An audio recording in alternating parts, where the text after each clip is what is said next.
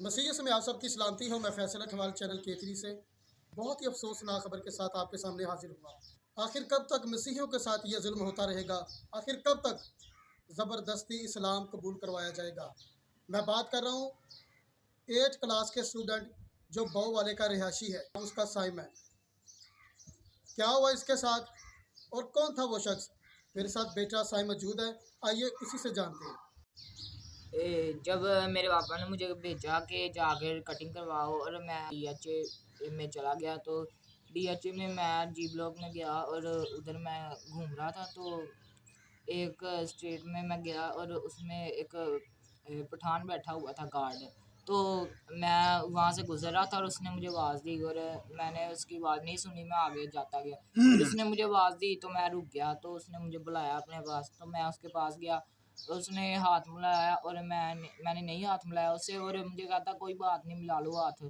कोई बात नहीं, मैंने हाथ मिलाया उससे और कहता मेरे पास इधर बैठ जाओ। मैं उसके पास रुक गया उधर, और फिर मुझे कहता कि आपने नमाज़ पढ़ी है? मैंने कहा नहीं, मैं क्रिश्चियन हूँ। तो कहता कि क्रिश्चियन वो क्रिश्चियन कुछ भी नहीं होता, आप 6:20 सुबह 6:30 पे मगरिब की नमाज़ का टाइम, आप मेरे साथ आओ और नमाज़ पढ़ो।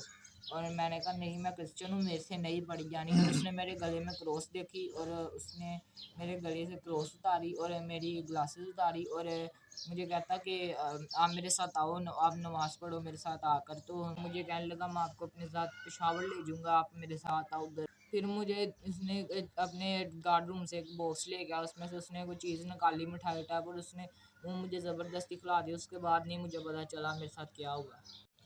जी बिल्कुल, मेरा बच्चा तकरीबन पौने 4 सवा 4 बजे से गायब था। तो ये बच्चा हम काफ़ी तलाश कर रहे थे। बच्चा मुझे मिला है 7:30 पौने 8 बजे डीएचए में नीम बेहोशी की हालत में। मैंने बताया अपनी मामा को कि मामा जी मेरे साथ ऐसे हुआ, ऐसे मैं इस साइड पे गया था, वहाँ से मुझे पठान ने वर्गला रहा था, मुझे मज़हब तब्दील करने के लिए मुझे बार बार फोर्स कर रहा था, मेरी क्रॉस छीनी है, मेरी क्रॉस की बेहुरमती की है।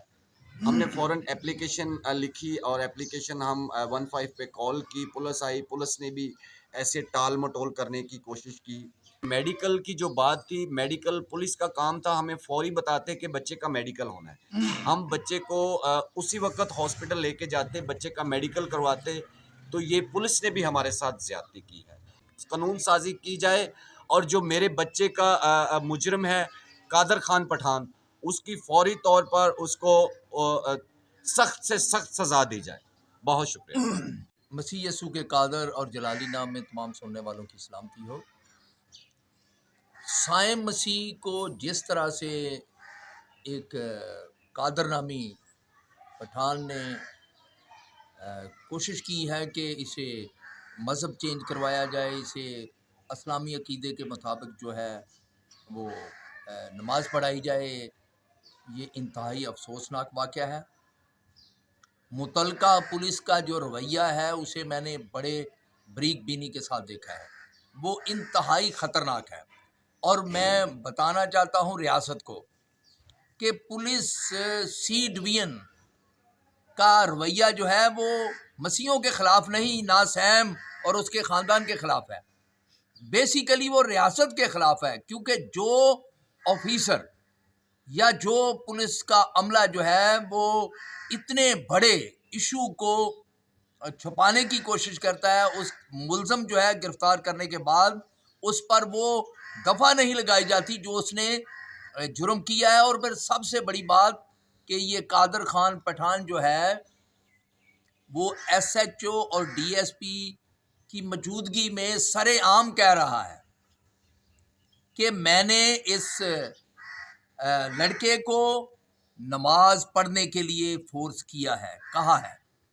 अब मैं अब यहाँ पर बताना चाहता हूँ रियासत को कि रियासत ज़रा देखे, ध्यान करे कि कहीं ऐसा तो नहीं कि वर्दी के बाहर हम टीटीपी के लोगों को ढूंढ रहे हैं, उनके हमायती कहीं हमारे दरमियान मौजूद तो नहीं। क्योंकि जिस कादर खान को सी डिवीज़न हवालात में बंद किया गया है इस जुर्म में कि उसने एक 13 साला मसीह बच्चे को जबरन जो है नमाज اسلامی عقیدے کے مطابق نماز پڑھنے کے لیے فورس کیا، اسے مذہب چینج کرنے کے لیے فورس کیا۔